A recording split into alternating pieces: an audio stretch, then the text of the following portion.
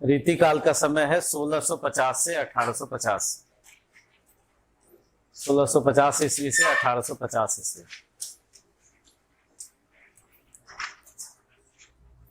यानी इसको आप कह सकते हैं 17वीं से 19वीं सदी।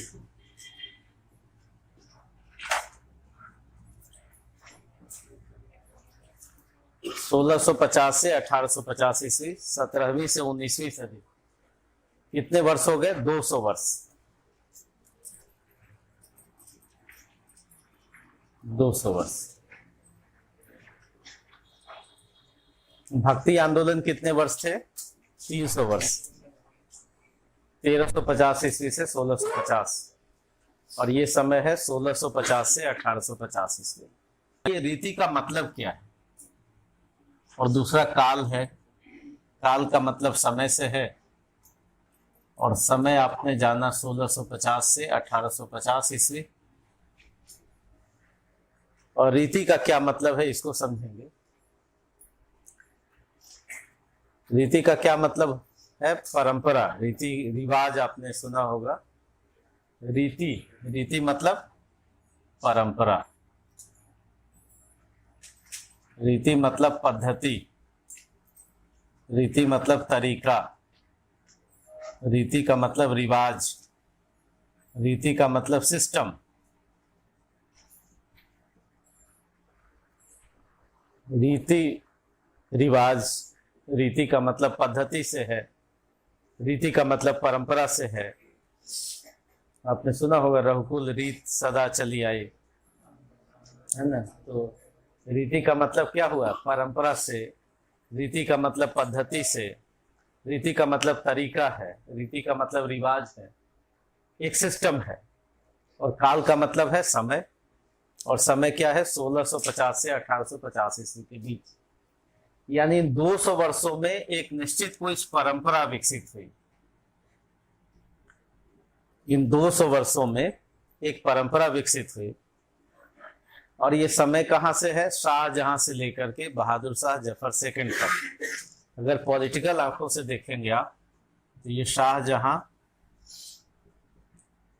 से लेकर बहादुर शाह जफर सेकंड तक, यानी 1857 तक। 1857 तक। अगर रीतिकाल को हम राजनीतिक आंखों से देखेंगे तो शाहजहां के बाद का समय है। शाहजहां के बाद, और यहां से लेकर के 1857 तक, यही वो समय है। भक्ति आंदोलन की समय है, मुख्य रूप से अकबर का काल है। और रीति काल को आप क्या कहेंगे? शाहजहां के बाद। 1556 से 1605 है अकबर। 1605 से 1627 है कौन? जहांगीर। और 1627 से 1658 है, बताइए कौन? शाहजहां। और 1658 से 1707 है। तो यही वो समय है, शाहजहां के बाद का समय। औरंगजेब का काल और उत्तर औरंगजेब का काल 1707 से लेकर के 1857 तक। यानी मूल रूप से 17वीं से 19वीं सदी तक, 1857 तक का जो कालखंड है उसको हम रीति काल कहेंगे। और रीति का मतलब क्या हुआ? बहुत सरल सा मतलब है, एक पद्धति, एक परंपरा, एक सिस्टम, एक रिवाज, एक तरीका। यानी साहित्य में एक पद्धति का प्रारंभ हुआ, साहित्य में एक तरीके का प्रारंभ हुआ, साहित्य लेखन में एक नया दौर शुरू हुआ। और ये दौर क्या था, ये पद्धति क्या थी, ये रिवाज क्या था, ये जानना है। तो सबसे पहली परंपरा ये विकसित हुई कि लोग कहाँ लिखेंगे, कहाँ पर लेखन शुरू हुआ। आप जानते हैं कि भक्ति आंदोलन में सभी रचनाकार स्वतंत्र लिख रहे थे, किसी दरबार में नहीं थे। कुंभन दास का आपने नाम सुना था, उन्होंने क्या कहा था? संतन को कहाँ सीकरी सो काम। संतों को दरबार से कोई मतलब नहीं। लेकिन अब का कवि कहाँ लिखेंगे? लोग दरबार में लिखेंगे, दरबारी लेखन करेंगे। यानी जो कवि हैं वो कहाँ चले जाएंगे? राजा का आश्रय लेंगे और राजा के आश्रय में लिखेंगे। तो पहली पद्धति ये विकसित हुई कि कहाँ पर लेखन होगा, तो इसका उत्तर है दरबारी आश्रय में। आश्रय में, दरबारी का मतलब राजा के आश्रय में। राजा के आश्रय में लोग लिखेंगे। भक्ति काल के कोई संत राजा के आश्रय में नहीं है। तो रीति काल की पहली विशेषता, रीतिबद्ध काव्य की पहली विशेषता, अगर हम ये कहें कि रीतिबद्ध क्या है, बद्ध का मतलब जुड़ने से है। इस परंपरा विशेष से जो जुड़ करके लोग लिख रहे थे, बद्ध मतलब जुड़ना। किससे जुड़ना? रीति परंपरा से जुड़ना। इस परंपरा से जो जुड़ के लिख रहे थे उनको रीतिबद्ध कहा गया। और पहली रीति क्या विकसित हुई, पहली परंपरा क्या विकसित हुई कि कवि कहाँ लिखेंगे? राजा के दरबार में, राजा के आश्रय में। जैसे उदाहरण के लिए कहा जाए, केशव दास एक कवि हैं, केशव दास एक कवि हैं, और केशव दास, ये ओरछा एक राज्य है, ओरछा राज्य, और यहां पर इंद्रजीत सिंह राजा है के दरबार में, इंद्रजीत सिंह के दरबार में। तो कवि कहां चले आए? राजा के दरबार में लिखने लगे। देखिए, तुलसीदास कहीं नहीं, स्वतंत्र लिख रहा है, सूरदास स्वतंत्र लिख रहा है, कुंभन दास तो रहना नहीं चाहते राजा के दरबार में, और ये कवि कहाँ रहना चाहते हैं? राजा के दरबार में रहना चाहते हैं, और उनके आश्रय में लिखेंगे। एक और कवि का नाम देखिए, बिहारी, बिहारी लाल। और बिहारी लाल का समय है 1600 से लेकर के 1666। ये समय, इनका समय है 1535 से 1617। यद्यपि रीति काल का प्रारंभ आप लगभग 1650 मानते हैं, तो ये प्रवर्तक के रूप में है केशवदास, प्रारंभ करते हैं। और इस युग के जो प्रतिनिधि रचनाकार हैं वो कौन है? बिहारी। और बिहारी किनके दरबार में लिख रहे हैं बताइए? राजा जयसिंह के दरबार में। राजा जयसिंह, जयपुर, राजस्थान, राजा जयसिंह के दरबार में है बिहारी, और यहां पर कविता कर रहे हैं। यानी रीति काल की पहली विशेषता क्या है? कौन सी पद्धति विकसित हुई कि राजा के दरबार में लिखेंगे? एक विशेषता आपको याद हो गया। दूसरी विशेषता, रीति काल की दूसरी,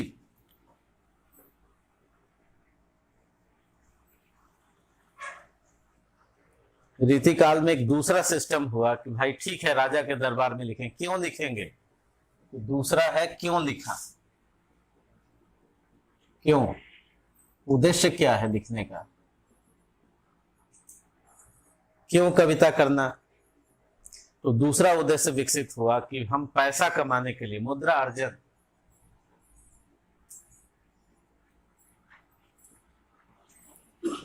कहिए अर्थ उपार्जन।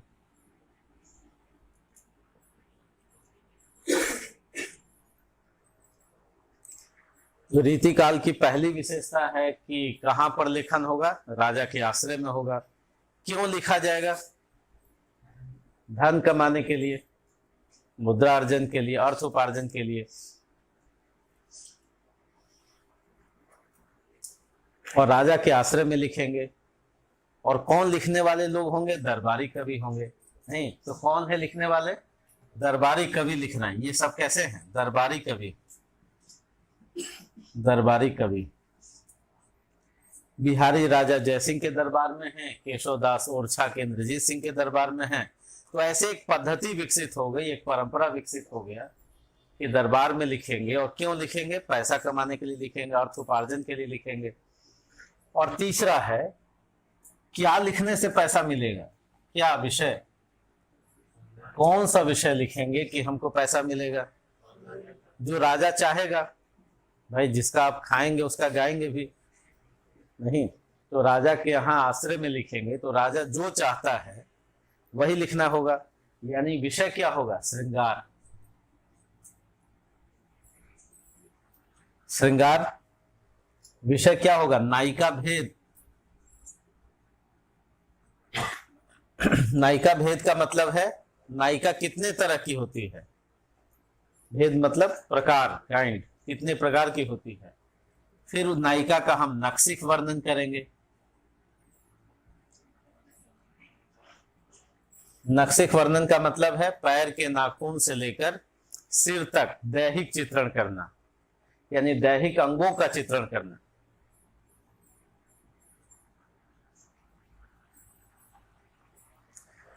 दैहिक अंग का चित्रण करना। तो रीतिबद्ध काव्य की विशेषता, पहली विशेषता है दरबार में लेखन, राजा के आश्रय में लेखन। दूसरी विशेषता क्यों लिखा गया? पैसा कमाने के लिए, मुद्रक, अर्थ उपार्जन के लिए। और विषय क्या? पैसा किससे मिलेगा? ये मिलेगा राजा को खुश करने से। बिल्कुल सही। श्रृंगार पर लिखना। और श्रृंगार पर वियोग लिखेंगे या संयोग? वियोग लिखने से कैसे पैसा देंगे राजा? तो आप ये पक्ष कौन सा अधिक होगा? संयोग, या कहिए विलास का चित्रण होगा, दैहिक अंगों का चित्रण होगा, इस पर राजा पैसा देंगे। तो रीति काल की विशेषता हुई दरबारी लेखन, अर्थ उपार्जन के लिए लेखन। और विषय क्या लिखा गया? श्रृंगार लिखा गया, नक्सिक वर्णन किया गया, नारी के दैहिक अंगों का चित्रण किया गया। और चौथी बात, कैसे लिखा जाएगा? कैसे? तो आप कहेंगे कि भाई बहुत सजा के लिखा जाए, अलंकृत लेखन। अलंकृत यानी सजावटी, यानी चमत्कारपूर्ण। चमत्कारपूर्ण लेखन होगा। बहुत सजा के लिखेंगे, अलंकारों के साथ लिखेंगे। अलंकृत लेखन होगा तो अलंकारों पर बल दिया जाएगा। ठीक है। और पांचवी बात, किस भाषा में लेखन हुआ?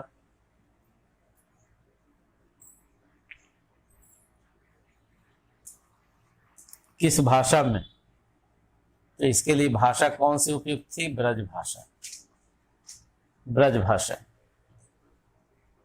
तो रीति काल की 5 विशेषताएं, बहुत सामान्य सी विशेषताएं, रीतिबद्ध काव्य की ये 5 विशेषताएं आपको याद हो गई। और कवि कौन है? केशव दास, जो प्रवर्तक हैं। प्रवर्तक है मतलब इन्होंने रीति काल का इन विशेषताओं के साथ प्रवर्तन किया, प्रारंभ किया। और दरबार में लेखन शुरू हुआ। भक्ति काल में दरबार में नहीं लेखन था, दरबार का विरोध किया उन लोगों ने। कोई कवि नहीं रहना चाहते दरबार में। और यहाँ पर लोग अर्थ उपार्जन के लिए कहाँ रहना चाहते हैं? दरबार में रहना चाहते हैं। तो 5 कहाँ लेखन? दरबार में। क्यों लिखा? अर्थ उपार्जन के लिए। क्या लिखा? नायिका भेद, श्रृंगार और नक्सिक वर्णन किया।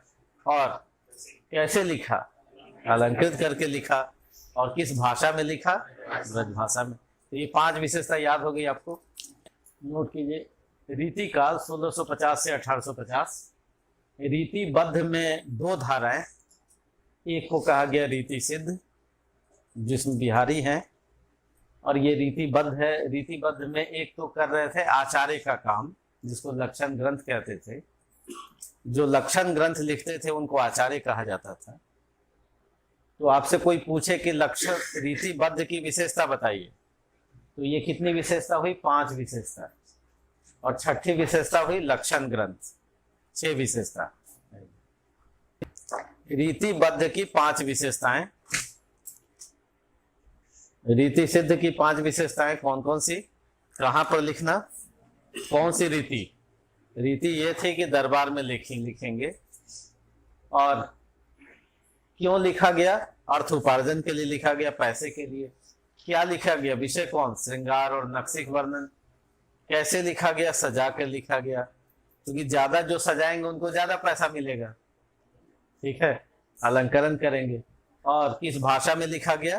ब्रज भाषा में लिखा गया। और रीतिबद्ध में एक और विशेषता जोड़ लेनी है, वो है लक्षण ग्रंथ लिखना, आचार्यत्व। और रीति सिद्ध में वो नहीं। रीति सिद्ध में केवल उन्होंने कविता की। बिहारी ने कोई लक्षण ग्रंथ नहीं लिखा। बिहारी ने केवल क्या किया, कविता की। यानी बिहारी ने राजा जयसिंह के दरबार में 713 दोहे लिखे, 713 दोहे। इसी को बिहारी सतसई कहा जाता है। बिहारी सतसई कहा जाता है। बिहारी ने कुल यही काम किया है, 713 दोहे लिखे हैं, जिसको बिहारी सतसई कहा जाता है।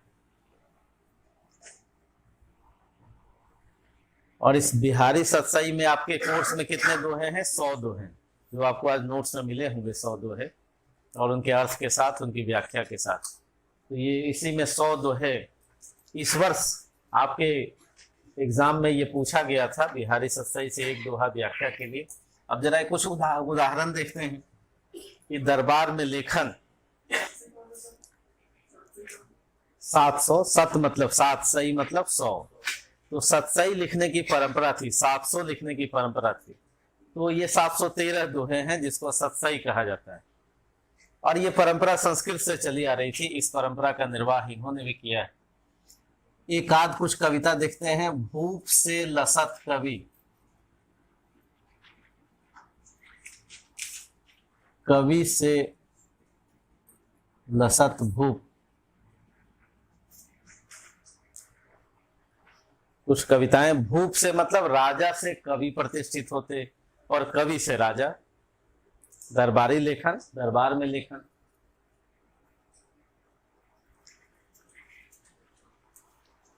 भूप से लसत कवि, पहली विशेषता है दरबारी आश्रय।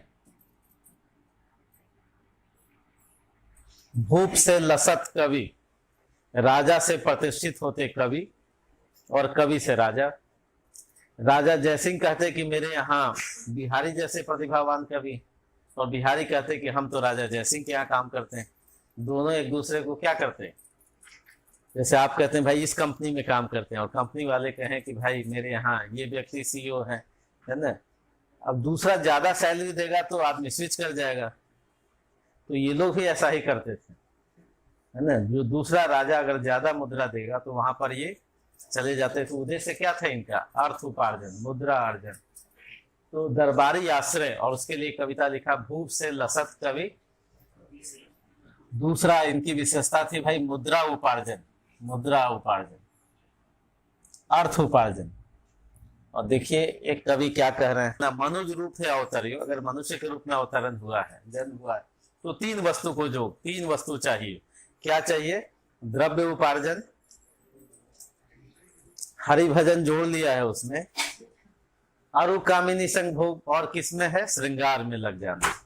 तो ये 3 काम के लिए मनुष्य के रूप में जन्म हुआ, सिविल सेवा के लिए नहीं। ये लोग कह रहे है ना, ये लोग क्या कह रहे हैं कि मनुज रूप है अवतरियो, 3 वस्तु को जो, द्रव्य उपार्जन अधिक से अधिक पैसा कमाना, हरि भजन जोड़ लिया है, अरु कामिनी संग भोग यानी श्रृंगार में लगना। तीसरा श्रृंगार, तीसरा है श्रृंगार। क्या लिखा भाई, श्रृंगार। और ये श्रृंगार कैसा है, संयोग श्रृंगार, विलास का चित्रण है। तो इसलिए हम कह सकते हैं कि भाई ये विलास के कवि, ये वसंत के कवि हैं, विरह के कवि नहीं हैं। ये वसंत और विलास के कवि हैं, युवा काल के कवि हैं, वसंत और विलास के कवि हैं। श्रृंगार पर लेखन, क्योंकि ऐसा लिखने से उनको पैसा मिलता, राजा खुश होते। राजा का दरबार ही ऐसा था, इनको कोई चुनौती नहीं थी। ये अकबर जैसे राजा नहीं थे, ये मोहम्मद शाह रंगीला जैसे राजा थे। छोटे छोटे राजा, चुनौतियां, अंग्रेजी सत्ता धीरे धीरे स्थापित हो रही थी, वेलेस्ली सहायक संधि कर रहे थे, और ये लोग जिनको भारत को नेतृत्व करना चाहिए था, ये लोग छोटे छोटे राजा हो गए थे और विद्रोही राजा अधिक हो गए थे। इनके अपने जो जिनको दिया गया था क्षेत्र, वो लोग विद्रोह कर चुके थे। नादिर शाह का आक्रमण हो रहा था, अहमद शाह अब्दाली का आक्रमण हो रहा था, मराठे जब चाहते तब विद्रोह कर देते। तो आंतरिक और बाह्य विद्रोहों की सीरीज है यहाँ पर। और ये राजा कैसे हैं, छोटे छोटे राजा, कमजोर होते हुए राजा, विलास में डूबे हुए राजा, तो ये आपको दिखाई देते हैं। और देखिए श्रृंगार कैसे है, दही अधर परस मीठी भई दही हाथ से डारी, लावती दतवन की नोखी खिदमत गारी। अंग अंग नग जगमगत दीप सिखासी दे, दिया बढ़ाए ही रहो।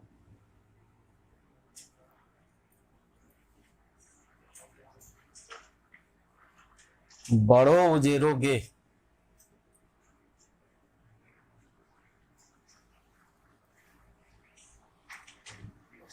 एक और उदाहरण लिखिए।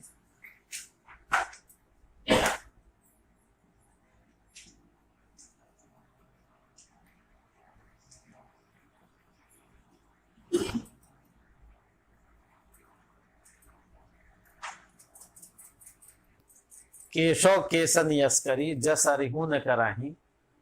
चंद्र बदन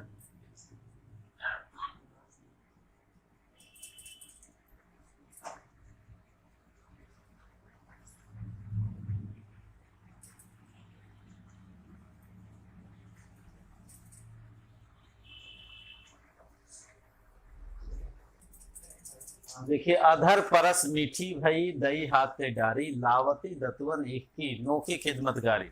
दूसरा उदाहरण है, अंग अंग नग जगमगा दीप सिखासी दे, दिया बढ़ाए ही रहो बड़ो उजेरोगे। केशव केसनी अस्करी, जस अरिहु न कराही। चंद्र बदन मृग लोचनी, बाबा कही कही जाही।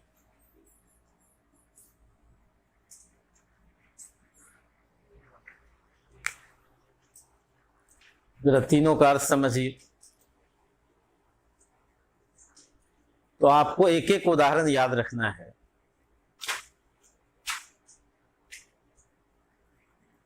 रीतिबद्ध काव्य की विशेषता। रीतिबद्ध काव्य की पहली विशेषता है दरबारी लेखन। दरबार में आश्रय, कहां पर लिखा? दरबार में। दूसरी विशेषता, क्यों लिखा? मुद्रा उपार्जन के लिए, अर्थ उपार्जन के लिए। उद्देश्य क्या था उनका? अधिक से अधिक पैसा कमाना। तीसरा, क्या लिखा? श्रृंगार और विलास पर लिखा, नक्सिक वर्णन किया, उसी से पैसा मिलेगा। और किस तरह से लिख रहे हैं जरा इसको देखिए। बिहारी कह रहे हैं कि अधर परस मीठी भई, होठ पर रखते ही सुबह सुबह नायिका जगी है, और नायिका जगी है तो उनको क्या करना है? दतवन करना, ब्रश करना है। तो नौकरानी को कहती है कि भाई आप दतवन ले आइए, और सुबह सुबह जगी हैं, अब ब्रश करने के लिए दतवन लाया जाता है, और वो दतवन नीम का लाया जाता है। लेकिन जैसे ही होठ पर रखती हैं दतवन, जो नायिका है, वो मीठी हो जाती है। होठ पर जैसे रखा वो क्या हो जाती है? मीठी हो जाती है। दही हाथ से डाली फिर फेंक देती है, वो तो मीठा हो गया। मीठा दतवन कोई कैसे करे? लावती दतवन उख की, और बार बार डांट रही है। नोखी, नोखी मतलब जो नौकरानी है, खिदमत में जो लगी हुई है, जो सेवा में लगी, उनको गाली दे रही है नायिका कि तुम बार बार क्या ला दे रही हो? ईख का दतवन ला दे रही हो। लेकिन वो तो ला रही थी नीम की। लेकिन अब दोष किसका है? दतवन का या होठों का? बताइए। पता नहीं, आप विचारिए किसका दोष है। अधर परस मीठी भाई दही हाथ से जारी। तो इस तरह की कविता लोग लिख रहे थे। लावती दतवन ईख की, वो नौकरानी को डांट रही है कि तुम क्या ला रही हो? बार बार ईख की दतवन। मैं कहता हूँ कि भाई नीम का कुछ कड़वा दतवन ले आओ, और जैसे ही होठ पर रखती है वो बार बार मीठा हो जा रहा है। बिहारी दूसरी पंक्तियों में कह रहा है, ऐसी पंक्तियां 100 आपके कोर्स में हैं। अंग अंग नग जगमगत, नायिका के प्रत्येक अंग जगमग कर रहे हैं। अंग अंग मतलब जो शारीरिक अंग है वो नग के समान क्या हो रहा है? प्रकाशित हो रहा है, जगमग कर रहा है। दीप सिखासी दे, और नायिका का जो शरीर है वो कैसा है? दिए की लौ के समान। दिए का लौ आपने देखा होगा, मोमबत्ती तो देखा ही होगा। अंग अंग नग जगमगत, प्रत्येक अंग कैसा हो रहा है? नग के समान जगमग कर रहा है। और उनका जो शरीर है वो कैसा है? दिए की लौ के समान। अब बिहारी करें कि दिया बढ़ाए ही रहो, जब प्रत्येक अंग जगमग कर रहा है दिए की लौ के समान, तो दिया को बढ़ा दो, बुझा दो। दिया जलाने की महल में जरूरत नहीं, क्योंकि नायिका खुद ही जगमग कर रही है। तो फिर आप लाइट ऑन क्यों किए हुए? दिया बढ़ाए ही रहो, दिया को क्या कर दो? बुझा दो। बड़ो उजेरो गे, गे मतलब जो घर है, उसमें तो ऐसे ही उजाला बहुत है। कैसे उजाला है? क्योंकि नायिका का जो शरीर है वो क्या है, जगमग कर रहा है। तो आप सोचिए अगर ये फॉर्मूला आज सरकार को मिले तो ऊर्जा संकट कितना दूर हो जाएगा। नहीं, बिहारी की नायिका को, हाँ, हर किलोमीटर पर एक एक नायिका को क्या कर दिया जाए, तो ऐसे ही ऊर्जा संकट दूर हो जाएगा। नहीं, दिया बढ़ाए ही रहो, बड़ो उजेरो गेस। ठीक है, तो आप देख रहे हैं कि श्रृंगारिक कविताओं को लिखने में इनको क्या मिल रहा है, पैसा मिल रहा है, मुद्रा। ये केशव दास कवि हैं। केशव दास की उम्र हो गई है, उम्र सबकी हो जाती है, और उम्र हो जाने पर थोड़े क्या हो जाते हैं, बाल झड़ जाते हैं, पक जाते हैं। तो इनको, तुलसीदास को हम लोग प्रेम से बाबा कहते हैं तो उनको अच्छा लगता है, लेकिन इनको किसी ने बाबा कह दिया, देखिए इनकी पीड़ा कितनी है। केशव दास ओरछा में इंद्रजीत सिंह के यहाँ रहते हैं और अपनी पीड़ा अपनी कविताओं के माध्यम से, केशव केसन यस्करी, केशव दास कह रहे हैं कि मेरे केशों ने ऐसा कर दिया है, मेरे बालों ने ऐसा कर दिया है, बाल थोड़े कम हो गए हैं, झड़ गए हैं, पक गए हैं। जैसा अरी भी नहीं करता, दुश्मन भी नहीं करता, दुश्मन से भी ज्यादा खतरनाक काम तो मेरे अपने बालों ने कर दिया, मेरे अपने केशों ने कर दिया। क्या हुआ है इससे भाई? तो चंद्र बदन मृगलोचनी, चांद बदन वाली और मृग की आंखों वाली जो नायिकाएं हैं, वो भाव नहीं देती, बाबा कह करके चली जाती है। तो बाबा की उम्र में ये भाव चाह रहे हैं केशव दास। तो आप समझ सकते हैं कि इनकी मानसिकता कैसी है। हम लोग हिंदी साहित्य में प्रेम से बाबा तुलसीदास, बाबा नागार्जुन कहते हैं तो उनको सम्मान बढ़ता है, और केशव दास को किसी ने बाबा कह दिया तो इनका लगता है कि हाँ, अपमान हो गया। और इनको अभी भी इस उम्र में क्या चाहिए, हाँ, भाव चाहिए कि चंद्र बदन मृगलोचनी वो जो है, अभी भी अपना स्कोप देख रहे हैं। केशव दास को अपना स्कोप बंद कर देना चाहिए। तो आप समझ सकते हैं कि ये रीति काल है। एक तरफ आपने भक्ति काल देखा है, भक्ति काल में जो गरिमापूर्ण जो स्थितियां हैं, सामंती विरोध वाली स्थितियां हैं, यहाँ पर सामंती प्रश्रय, सामंती दरबार में लिखा गया। इन लोगों ने लोक चेतना पर ध्यान नहीं दिया, लोक समाज पर ध्यान नहीं दिया, लोक समस्याओं की बात नहीं की। कबीर एक तरफ जो सामाजिक धार्मिक पाखंड का विरोध कर रहे थे और लोक समाज की बात कर रहे थे। इनको कोई लोक समाज से मामला नहीं है, कोई वास्ता नहीं है, कोई संबंध नहीं है, क्योंकि ये दरबार में रहते हैं, दरबार से घर जाते हैं, घर जाके कविता बनाते हैं, कल फिर दरबार में आना है।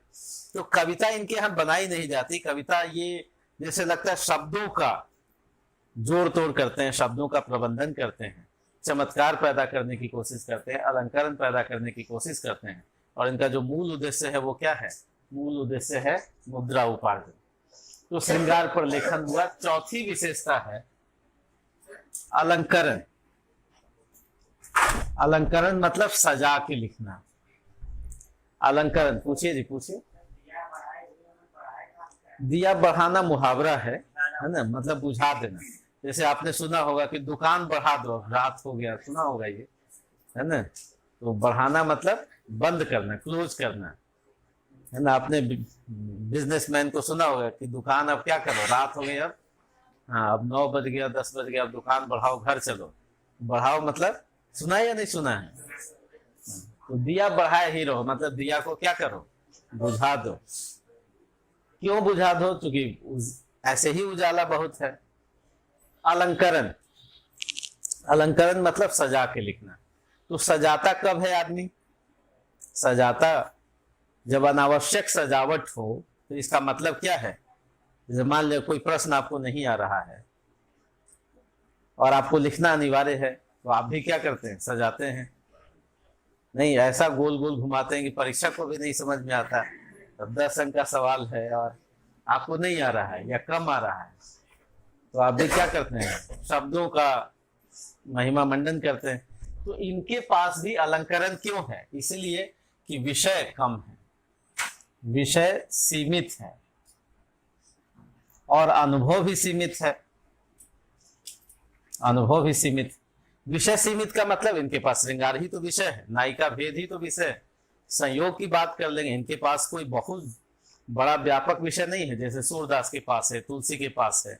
तुलसीदास के पास तो जीवन के सभी अनुभवों को इन्होंने, तुलसीदास ने लिखा है। लेकिन इन कवियों के पास अनुभव नहीं है। अनुभव आते कहाँ से हैं? समस्या से आएंगे, प्रकृति से आएंगे। जब जीवन क्षेत्र को समझेंगे तभी अनुभव आएगा। ये तो दरबार में जाते हैं, पैसा कमाते हैं, घर आते हैं, फिर कल के लिए कविता बनाते हैं, तो अनुभव कितना होगा? नहीं। अनुभव ज्यादा शहर में मिलेगा या ग्रामीण क्षेत्रों में? समस्या प्रकृति में, ग्रामीण क्षेत्रों में नहीं। अब यहाँ मान लिया आप नौकरी करते हैं दिल्ली में, तो सुबह नाश्ता किया, घर वालों को थोड़ा उपदेश दिया, टिफिन लिया और टिफिन से फिर मेट्रो में आए, मेट्रो से आए फिर ऑफिस गए, ऑफिस में कुछ जो भी अच्छे बुरे काम किए हो रहा है, फिर लौटे और फिर मेट्रो पकड़ा, मेट्रो पकड़ के कहाँ है? घर में आए, टेलीविजन देखा, टेलीविजन देख के फिर बच्चों को कहा कि देखो कितना बुरा हो रहा है, नहीं फिर उसका सो गए, फिर सुबह टिफिन लिया। अनुभव मिलेगा कहाँ? अनुभव मिलेगा ग्रामीण क्षेत्रों में, अनुभव मिलेगा समस्या क्षेत्रों में। यहाँ शहरी जीवन में कम अनुभव मिलते हैं।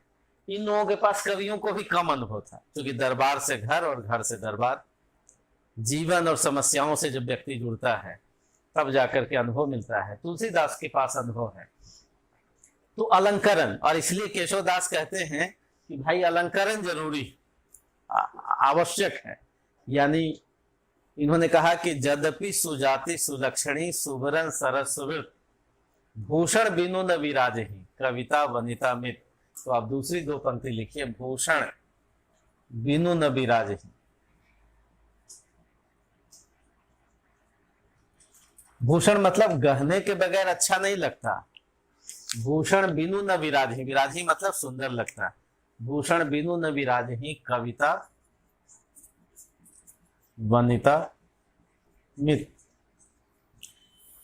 भाई कविता भी सुंदर नहीं लगती बिना अलंकारों के, और वनिता भी सुंदर नहीं लगती। यानी वनिता मतलब स्त्री, और मित्रता में भी चाटुकारिता चाहिए। तो ये इनकी मानसिकता है कि अलंकार जरूरी। अलंकार क्यों इनके पास जरूरी हो गया? क्योंकि विषय सीमित है और अनुभव सीमित है, और चमत्कार पैदा करना, अधिक से अधिक मुद्रा कमाना है, अधिक से अधिक मुद्रा कमाना है। मित मतलब मित्रता। तो चार विशेषता आपको याद हो गई। पांचवी विशेषता, किस भाषा में लोग लिख रहे हैं? ब्रज भाषा में। ब्रज भाषा में, क्योंकि आप जानते हैं कि अवधी भाषा का पराभव हो रहा है। अवधी भाषा राम काव्य के साथ जुड़ी थी, और राम काव्य की अब आवश्यकता नहीं है। भक्ति आंदोलन धीरे धीरे अपना निस्तेज हो रहा है, प्रभाव कम हो रहा है, और रीतिकालीन पर्यावरण का विकास हो रहा है। उसके लिए ब्रज भाषा उस उत्तरदायित्व का वहन करती है, और अवधी भाषा का पराभव होता है। तो रीतिकालीन इस पर्यावरण में किस भाषा में लिखा गया? ब्रज भाषा में लिखा गया। ये ब्रज भाषा अलंकृत होती है, अपने कलात्मक उत्कर्ष पर रहती है, और फारसी को टक्कर देती है। इस ब्रज भाषा को बिहारी के यहाँ सम्मान मिलता है, गागर में सागर का। तो ब्रज भाषा में लिखन हुआ। पांच विशेषता आपको याद हो गई? याद हो गया? कहां पर लेखन? दरबारी आश्रय में। एक दो उदाहरण याद रखिए। ओरछा केशवदास, जयसिंह यहाँ कौन? बिहारी। भूप से लसत कवि, कवि से लसत भूप। मनुज रूप है अवतरियो, तीन वस्तु को जो द्रव्य उपार्जन हरि भजन। दो लाइन आप याद कर सकते हैं। मनुज रूप है अवतरियो, द्रव्य उपार्जन हरि भजन, अरु कामिनी संग भोग, श्रृंगार में लगना। श्रृंगार पर कोई एक उदाहरण, अंग अंग नग जगमगत दीप सिखासी दे, दिया बढ़ाए ही रहो बड़ उजेरोगे, अधर परस मीठी भई दई हाथे डारी, लावती दत्वन की नोके खिदमतगारी, केशो केसनी अस्करी जस अरिहू न कराही, चंद्र बदन मृग लोचनी, बाबा कही कही जाए। बाबा कहने से परहेज करते हुए केशवदास, यही केशवदास रामचंद्रिका लिखते हैं। और इस मानसिकता के साथ यदि कोई रामचंद्रिका लिखेगा तो रामचंद्रिका पुस्तकालय में है, और तुलसीदास इसी समय के व्यक्ति हैं। तुलसीदास का रामचरितमानस दिलों में है, करोड़ों दिलों का कंठहार बन जाता है। और केशव दास की रामचंद्रिका वही राम वैसे ही राम। अब जो राम जो दरबारी इस मानसिकता के साथ होंगे तो वो राम कहाँ पर है? पुस्तकालय में है। तो केशव दास कहाँ कवि हैं? प्रवर्तक कवि हैं रीतिकाल के। और अलंकरण पर लिखा गया। इन्होंने कहा कि भाई हमको अलंकार की जरूरत है, भूषण बिनु न विराजहि, अलंकारों के बगैर अच्छा नहीं लगता। कविता में अलंकार चाहिए, वनिता में अलंकार चाहिए, और मित्रता में भी इनको चाटुकारिता चाहिए। और किस भाषा में लिखा गया? ब्रज भाषा में लिखा गया। और छठी विशेषता है रीतिबद्ध की। रीति सिद्ध की 5 विशेषताएं, रीतिबद्ध में अगर होगा तो एक विशेषता और जोड़ लेंगे। और विशेषता क्या है? लक्षण ग्रंथ। इसमें हम लोग समझेंगे कि भाई क्या है ये, क्यों लिखा गया, कुछ उदाहरण देंगे।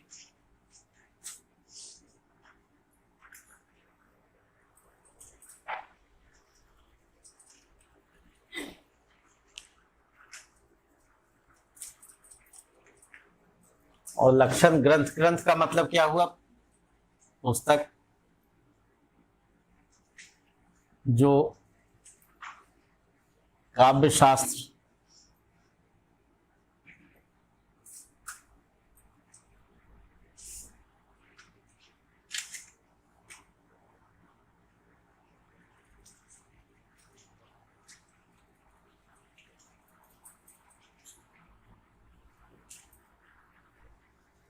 एक ऐसी पुस्तक जो काव्य शास्त्र के लक्षणों और उदाहरणों का विवेचन करे।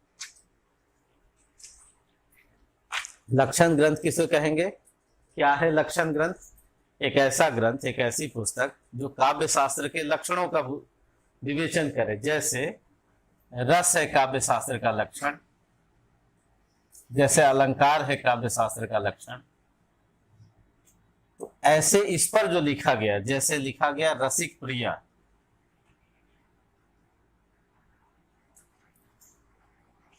केशव दास। केशव दास ने रसिक प्रिया लिखा, जो रस का विस्तृत विवेचन करता था। रस क्या है? काव्य शास्त्र का लक्षण है। तो काव्य शास्त्र के लक्षणों पर एक विस्तृत किताब लिख देना, ये लक्षण ग्रंथ है। जैसे रसिक प्रिया लिखा केशव दास ने, किसका विवेचन था? ये रस का विस्तृत विवेचन था। ठीक उसी तरह से कवि प्रिया लिखा, ये भी लिखा केशव दास ने, और ये किसका विवेचन था? अलंकार का विवेचन था।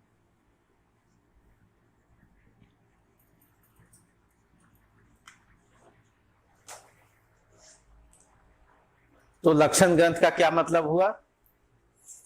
काव्य शास्त्र के लक्षणों का विस्तृत विवेचन करने वाली किताब, पुस्तक जो संस्कृत में पहले लिखी जाती थी उसको हिंदी में लिखा इन्होंने, हिंदी ब्रज भाषा में लिखा। रसिक प्रिया हिंदी ब्रज भाषा में है, कवि प्रिया हिंदी ब्रज भाषा में है। और किसने लिखा? केशव दास ने लिखा। क्यों लिखा होगा? तो आप जानिए क्यों लिखा। तो अधिक जो लिखते थे उनको क्या कहा जाता था? आचार्य कहा जाता था। लिखने वाले को क्या कहा जाता था? आचार्य कहा जाता था। और इसलिए हम केशव दास को कहेंगे आचार्य। केशव दास आचार्य कवि।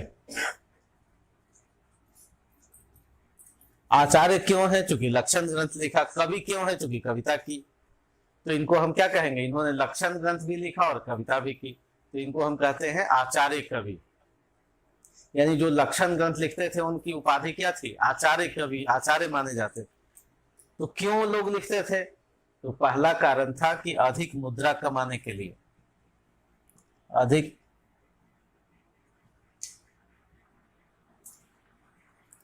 अर्थ उपार्जन के लिए। क्योंकि दरबार में जब आप जाएंगे, कोई व्यक्ति कहेगा कि जी हम कवि हैं, और दूसरा कोई व्यक्ति गया और वो कहा कि नहीं जी हम तो आचार्य कवि हैं, तो किसको रखा जाएगा?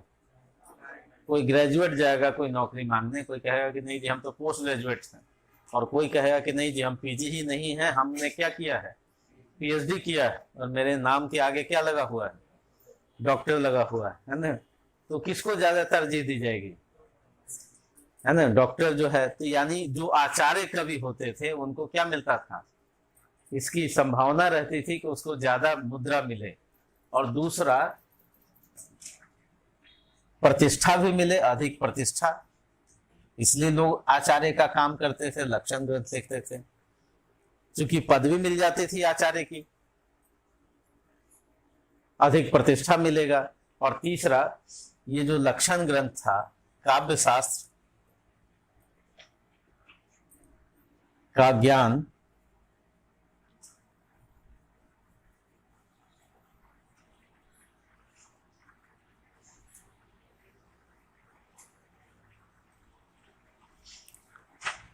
काव्य शास्त्र का ज्ञान राजा और राजपुत्रों को कराएंगे, कि राजा और राजपुत्रों को भी तो बहुत ज्यादा चुनौती नहीं थी, तो इन लोगों को भी ज्ञान कराएंगे। तो लक्षण ग्रंथ क्यों लिखा इन्होंने? अधिक मुद्रा कमाने के लिए, दरबार में अधिक प्रतिष्ठा के लिए, और राजाओं और राजपुत्रों को काव्य शास्त्र का ज्ञान कराने के लिए। और उदाहरण तो आपने देखा ही, रसिक प्रिया, और किस भाषा में था ये? किस भाषा में? ब्रज भाषा में, ब्रज भाषा में था। किस भाषा में लिखा गया? ब्रज भाषा। पहले किस में लिखा जाता था? संस्कृत में। और याद कीजिए, ब्रज भाषा अभी क्षेत्र से ऊपर उठ गई, केवल आगरा मथुरा की भाषा नहीं है। इसलिए ब्रज भाषा के बारे में कहा जाता था कि ब्रज भाषा हेतु ब्रजवास ही न अनुमानो। आप ये अनुमान मत लगाइए कि ब्रज भाषा केवल ब्रजमंडल में ही है, ठीक है। तुलसीदास भी ब्रज भाषा में लिखते हैं, कहाँ है? बनारस में, है ना। तो ब्रज भाषा जो मध्यकाल है, दरबार में फारसी भाषा को प्रतिष्ठा मिल रही है, और साहित्यिक स्तर पर कौन भाषा पॉपुलर है? ब्रज भाषा, ठीक है। तो ब्रज भाषा में साहित्यिक स्तर पर रचनाएं हो रही है। रसखान ब्रज भाषा में लिख रहे हैं, पूरा अष्टछाप ब्रज भाषा में लिखा जा रहा है। इन लोगों ने भी मौलिक काम नहीं किया। जो संस्कृत के काव्य शास्त्र में जो लक्षण ग्रंथ थे, उसका इन्होंने क्या कर दिया? हिंदी ब्रज भाषा में अनुवाद कर दिया। इसलिए हिंदी आलोचना में कहा जाता है कि इन्हें मौलिक आचार्य नहीं माना जाता। लेकिन उसके बावजूद भी हिंदी ब्रज भाषा में लिखने का श्रेय तो इनको जाता ही है, क्योंकि हिंदी ब्रज भाषा में था नहीं। तो जो लक्षण ग्रंथ संस्कृत में था, उसको सरल रूप से हिंदी में प्रस्तुत करने में इनका योगदान है। और क्यों लिखा गया? मुद्रा कमाने के लिए, आचार्य का पद मिल जाए, आचार्य की पदवी मिल जाए, और काव्य शास्त्र का हम ज्ञान कराएं राजाओं और राजपुत्रों को। तो रीतिबद्ध की कितनी विशेषता? 6 विशेषता। और रीति सिद्ध की कितनी विशेषता? 5 विशेषता। बिहारी ने कोई लक्षण ग्रंथ लिखा क्या? बिहारी ने कोई लक्षण ग्रंथ नहीं लिखा। जिनको लक्षण ग्रंथ लिखते थे उनको आचार्य कहते थे, और जिन्होंने लक्षण ग्रंथ नहीं लिखा, केवल कविता की, हालांकि बिहारी चाहते तो वो भी कर सकते थे, लेकिन उन्होंने लक्षण ग्रंथ नहीं लिखा, केवल कविता की। और कितनी कविताएं की? 713। बिहारी सत्सई कहा जाता है। और ये जो बिहारी सत्सई है, आपके रीति परंपरा का प्रतिनिधि ग्रंथ माना जाता है। यानी बिहारी को प्रतिनिधि कवि माना जाता है। समझ में आया? प्रतिनिधि मतलब उस काल को रिप्रेजेंट करने वाला। उस काल को क्या करते हैं? रिप्रेजेंट करने वाला, ठीक है। तो रीतिबद्ध और रीति सिद्ध, ये आपने समझ लिया। भाषा की जो वर्तमान स्थिति है, दरबारी कामकाज कार्य, जिसको आप कहेंगे राज कार्य, ये किस में हो रहा है? फारसी में। साहित्यिक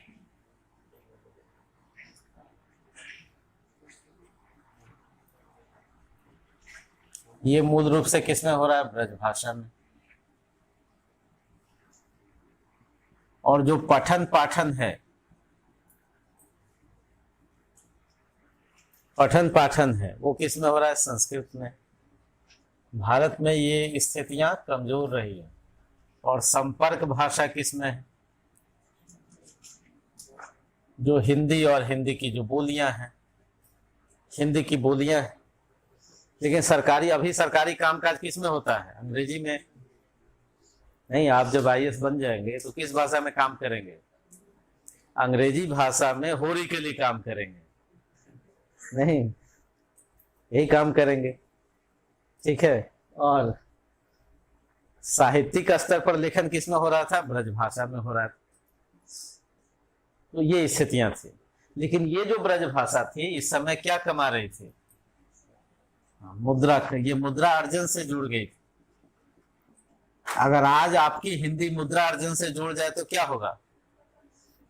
फायदा होगा, अच्छा होगा। तो ये पहली बार थी कि हिंदी भाषा दरबार से, सत्ता से जुड़ी हुई थी। उसके बाद फिर हिंदी भाषा कभी सत्ता से नहीं जुड़ी। तो रीतिबद्ध में जो कवि है वो कौन है? केशव दास। इनको क्या कहा जाता है? प्रवर्तक कहा जाता है।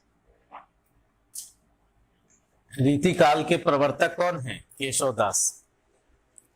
यानी ये सारी विशेषताओं का प्रारंभ कहां से होता है? केशव दास से। जबकि केशव दास का समय क्या है? ये तुलसीदास के समय है, 1535 से 1617। और रीति काल का प्रारंभ हम कब से मानते हैं? 1650 से। तो बीच में जो ईयर है, बीच में जो गैप है, इस बीच वाले गैप में रचनाएं नहीं मिलती हैं। 1601 के बाद रचनाएं नहीं मिलती हैं। फिर कब मिलता है? 1643 से मिलता है। तो इसीलिए, और 1643 का मतलब चिंतामणि से मिलता है। तो अगले कवि कौन है? चिंतामणि। आचार्य रामचंद्र शुक्ल कहते हैं कि प्रवर्तक ये होंगे, क्योंकि 1643 से इनकी रचनाएं मिलती हैं। इनकी रचनाएं कब से मिलती हैं? 1643 से। इनकी रचना 1601 से। तो 40-41 वर्ष का जो डिफरेंस है, अब यहाँ 1643 से मुख्य रूप से रचनाएं मिलने लगती हैं। इसलिए आचार्य शुक्ल ने कहा कि हम प्रवर्तक किसे मानेंगे? चिंतामणि को मानेंगे। लेकिन अब प्रवर्तक किसको माना जाता है? केशवदास को। क्यों माना जाता है? क्योंकि इन सारी प्रवृत्तियों का प्रारंभ हुआ केशवदास से। अब बीच में रचनाएं कम मिलती हैं, हमारा शोध कम है ना, या नहीं मिलती है, तो उसमें केशवदास का कोई दोष नहीं।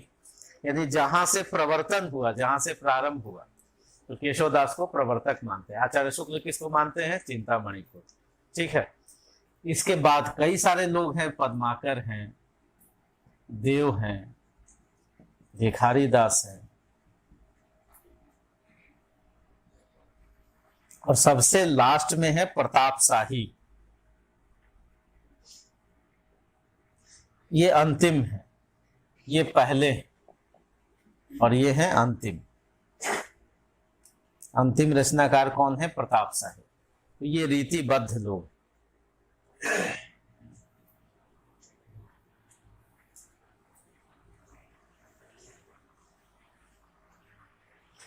रीतिबद्ध का मतलब क्या हुआ? जो लक्षण ग्रंथ के साथ दरबार में लिख रहे थे उनको रीतिबद्ध कहा गया। ये सब लोगों ने लिखा है, लक्षण ग्रंथ प्लस कविता की है। और बिहारी ने, बिहारी, इन्होंने लक्षण ग्रंथ नहीं लिखा है। लक्षण ग्रंथ नहीं लिखा। तो अगर आप आचार्य बिहारी कहेंगे तो गलत होगा। बिहारी केवल कवि हैं। स्पष्ट हुआ? यदि आप आचार्य बिहारी लिख देंगे तो बड़ी गलती हो जाएगी। ये केवल क्या है? कवि। लेकिन चूंकि कविता इनकी अच्छी है, इसलिए इस दौर के प्रतिनिधि कवि माने जाते हैं, रिप्रेजेंट करने वाले कवि। यानी बिहारी ने लक्षण ग्रंथ पर ध्यान नहीं दिया। वो लिख सकते थे, लेकिन बाकी लोगों ने लिखा लक्षण ग्रंथ।